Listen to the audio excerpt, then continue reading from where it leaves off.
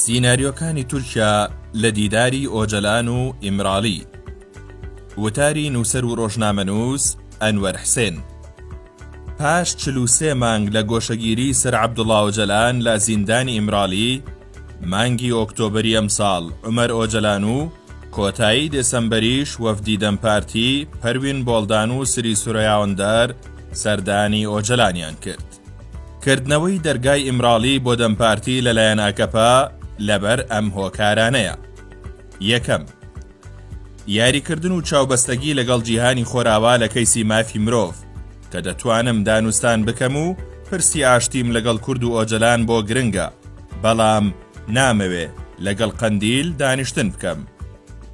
دووەم، بەکارهێنانی کارتی کورد و هاوپەیمانی دەمپارتی لە جاپا بسێنێتەوە کە لە هەڵبژاردنەکانی پێشووی پرۆسەی دەنگدانی شارەوانیەکان و سەرۆکۆماریدا کورد سیگناڵی مەترسیداریدا بە ئەردۆغان و ئاکەپا کە دەتوانێت ڕۆڵی هەبێت لە هەڵبژاردننی داهاتوودا جاهاپا براوە بێت. سێم، یاریکردن لەگەڵ کۆمەڵگەی نێودەوڵەتی تا بڵێ من دوو هێز دەناسم: تیرۆر پەکەکە، قەندیل هەسەدە، دەمپارتی کە لە ڕاستیشدا باوەڕی بە هیچ کامیان نییە چونکە کوردی زیندون.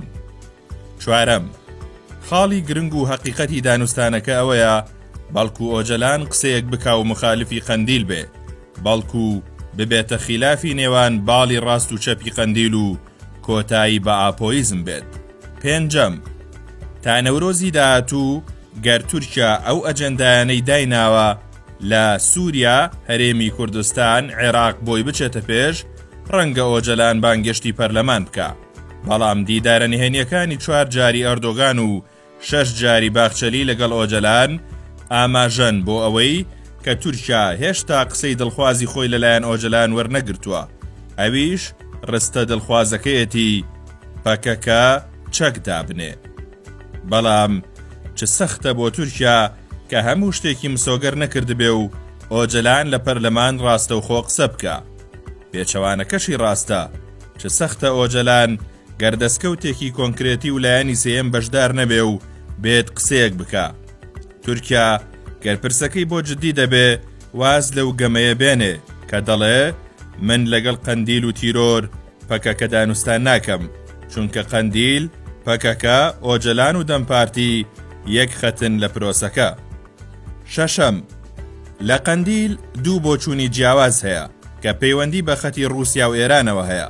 هێشتا دیار نییە ئایا ئەو دوو وڵاتە کە دەیان ساڵە لە پشت قەندیلەوەن چرای سەوز یان سووریان نیشانی سەرکردەکانی قەندیل داوە؟